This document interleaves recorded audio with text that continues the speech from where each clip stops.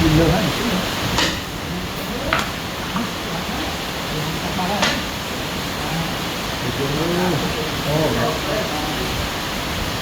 Đâu rồi? Ba. Liêng lại là cho mày là chọn đáy. Ba. Lò này rồi đã chọn liêng ra là cho mày là ba thằng.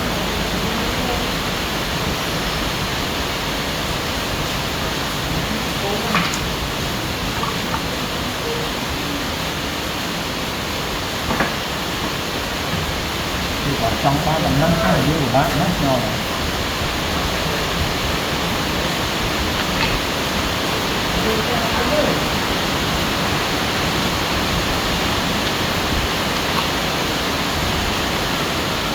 Rồi trong 3/5 đấy. Rồi đi thấy luôn nè. Ngọt ái bơ một ở đào ốc. Trong mà thì thấy luôn này. Bò này bò. Tuế là nhắm đào trong cái học ra này. Chọc ơi, chọc. Dạ lương thì ra chỗ này này.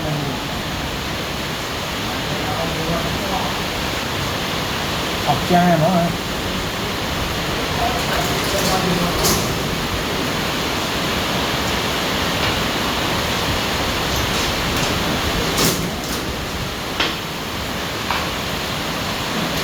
Coi ma, ốc nghe đào trong cái đó ơi, lại lần mềm rồi.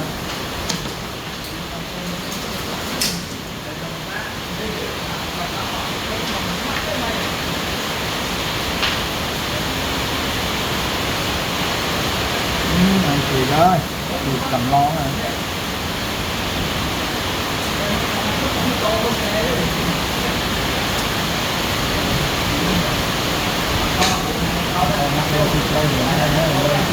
Tiết. Còn nó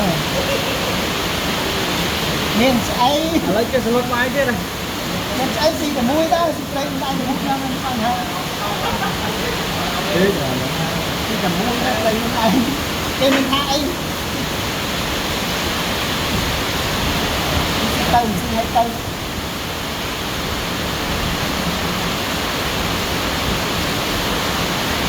Giá nó là ok. Đây vô nằm đó.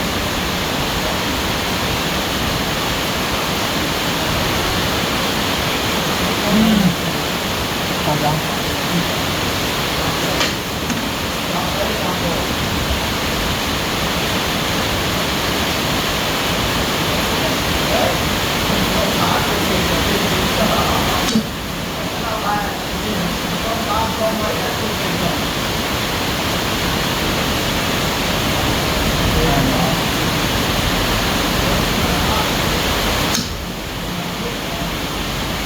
Chơi mà phải là câu tiên chạy được thiết thị cái căn tôi học ra rồi.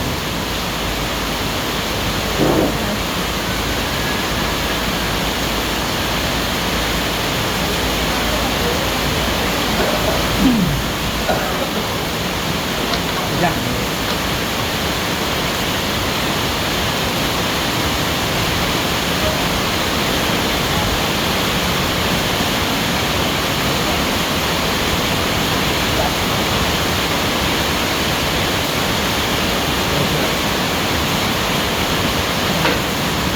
chọp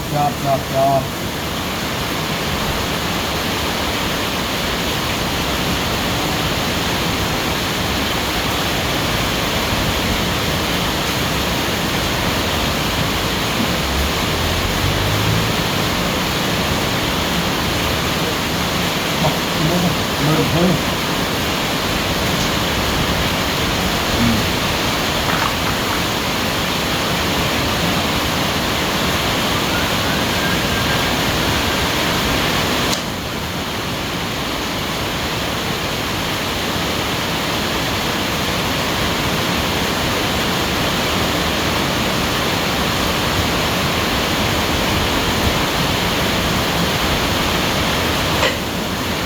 quay bay từ kia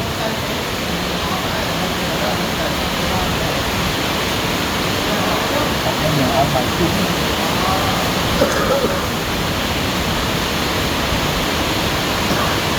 trong bay nó trang vẫn cứ chạy vô đây này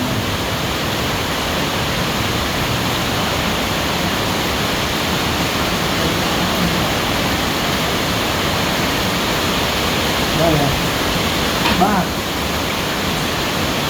bát đang không được đây à thôi mình làm bằng hai con nhớ cho trong cưng nói mình làm bằng hai bà đây mới bỏ làm thôi nhỉ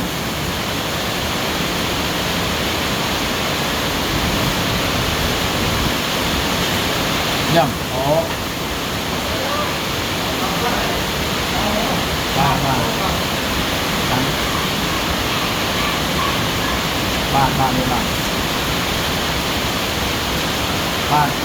ba này món này bán bọt thì bên bán này nha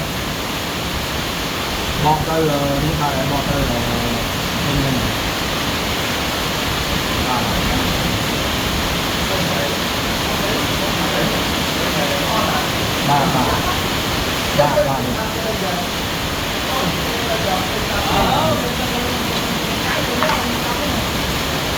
ơi đó là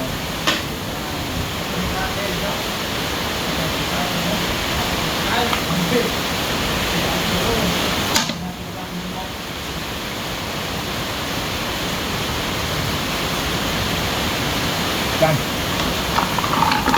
ốc này là bao xí tôi luôn này